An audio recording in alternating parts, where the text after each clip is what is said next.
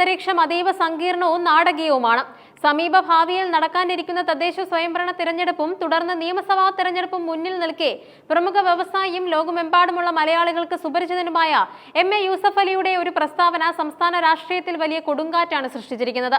പിണറായി വിജയൻ ഇനിയും മുഖ്യമന്ത്രിയായി തന്നെ മടങ്ങിവരുമെന്ന അദ്ദേഹത്തിന്റെ ദുബായിൽ വെച്ചുള്ള പരസ്യ പ്രഖ്യാപനം ഇടതുപക്ഷത്തിന് വലിയ ഊർജ്ജം നൽകിയപ്പോൾ പ്രതിപക്ഷമായ യു.ഡി.എഫിനെ പ്രതിരോധത്തിലാക്കിയിരിക്കുകയാണ്.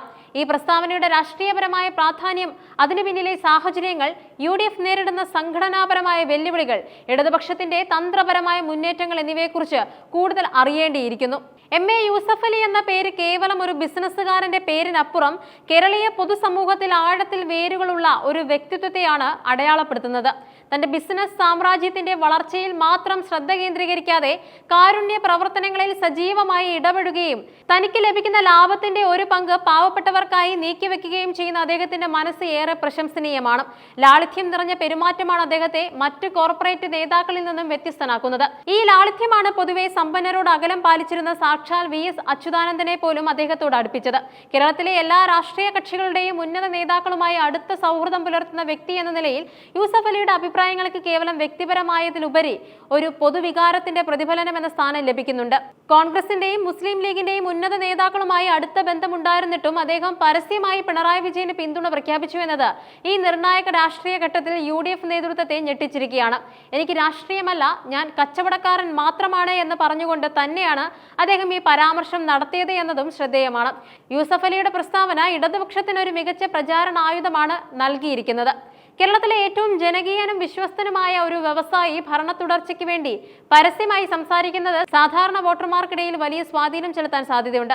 യൂസഫ് അലിയെ പോലുള്ളവരുടെ വാക്കുകൾക്ക് ലഭിക്കുന്ന സ്വീകാര്യത സോഷ്യൽ മീഡിയ പ്ലാറ്റ്ഫോമുകളിലൂടെ ഫലപ്രദമായി പ്രചരിപ്പിച്ചുകൊണ്ട് മൂന്നാം ഇടതുപക്ഷ സർക്കാർ എന്ന ആശയം സമൂഹത്തിൽ ശക്തിപ്പെടുത്താൻ CPM നേതൃത്വം ശ്രമിക്കുന്നുണ്ട്.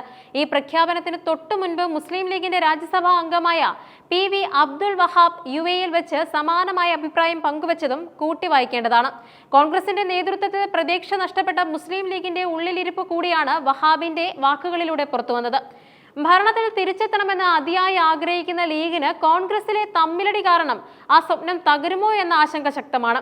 യൂസഫ് അലിയുടെയും വഹാബിന്റെയും പ്രതികരണങ്ങൾ യു.ഡി.എഫിന്റെ ഐക്യമില്ലായ്മയും ലീഗിന്റെ മനസ്സുമാറ്റവും സമൂഹത്തിന് മുന്നിൽ തുറന്നു കാട്ടുന്നുണ്ട്. തദ്ദേശ തിരഞ്ഞെടുപ്പിലെ തിരിച്ചടി ലീഗിനെ യു.ഡി.എഫ് വിടാൻ പ്രേരിപ്പിക്കുമെന്ന ചർച്ചകൾ ലീഗിനുള്ളിൽ തന്നെ ശക്തവുമാണ്.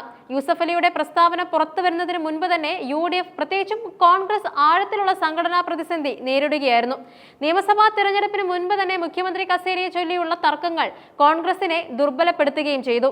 രമേശ് ചെന്നിത്തല, V.D. സതീശൻ, K.C. വേണുഗോപാൽ എന്നിവരുടെ നേതൃത്വത്തിൽ മൂന്നായി ചേരിതിരിഞ്ഞാണ് കോൺഗ്രസ് പ്രവർത്തകർ നിലയുറപ്പിച്ചിരിക്കുന്നത്.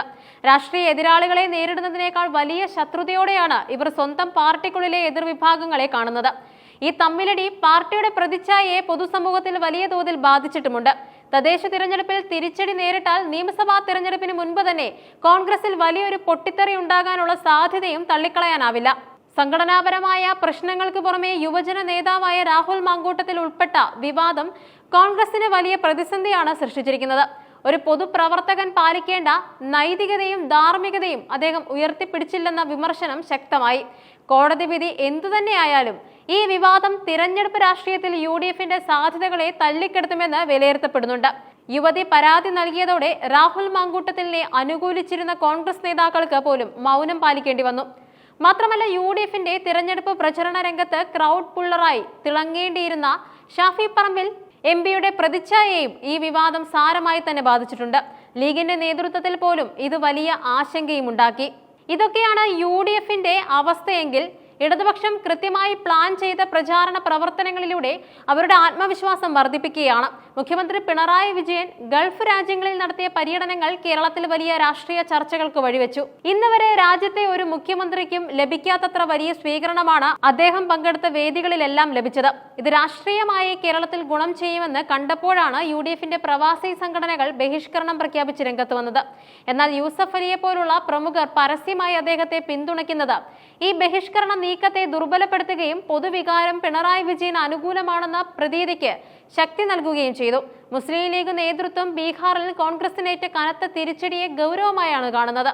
നിലവിൽ നേതൃത്വത്തിന് കോൺഗ്രസിനെ ഉയർത്തിക്കൊണ്ടുവരാൻ കഴിയുമോ എന്ന കാര്യത്തിൽ ലീഗിന് സംശയമുണ്ട്. തദ്ദേശ തെരഞ്ഞെടുപ്പിൽ യു.ഡി.എഫിന് തിരിച്ചടി നേരിട്ടാൽ കോൺഗ്രസിനെ പ്രതിക്കൂട്ടിൽ നിർത്തി ആദ്യ വിചാരണ നടത്താൻ പോകുന്നത് ലീഗായിരിക്കും. MA യൂസഫ് അലിയുടെ പ്രസ്താവന കേവലം ഒരു വ്യക്തിയുടെ അഭിപ്രായമല്ല, മറിച്ച് കേരളത്തിലെ അധികാരഘടനയിലെ മാറ്റങ്ങൾ ആഗ്രഹിക്കുന്ന ഒരു വിഭാഗം ജനങ്ങളുടെ പൊതുവികാരത്തിന്റെ സൂചനയാണ്. കോൺഗ്രസിന്റെ സംഘടനാപരമായ ദൗർബല്യങ്ങളും ആഭ്യന്തര കലഹങ്ങളും യുവ നേതാക്കൾക്കെതിരെയുള്ള വിവാദങ്ങളും UDFന്റെ സാധ്യതകളെ കാര്യമായി ബാധിക്കുമ്പോൾ യൂസഫ് അലിയെ പോലുള്ളവരുടെ പിന്തുണ ഇടതുപക്ഷത്തിന്റെ ഭരണ തുടർച്ച വാദത്തിന് കൂടുതൽ രാഷ്ട്രീയപരമായ ആധികാരികത നൽകുന്നുണ്ട്. വരാനിരിക്കുന്ന തിരഞ്ഞെടുപ്പുകൾ കേരള രാഷ്ട്രീയത്തിൽ നിർണായകമാവുകയും നിലവിലുള്ള ഈ സംഭവ വികാസങ്ങൾ അതിന്റെ ഫലത്തെ വലിയ തോതിൽ സ്വാധീനിക്കുകയും ചെയ്യുമെന്നതിൽ സംശയമില്ല.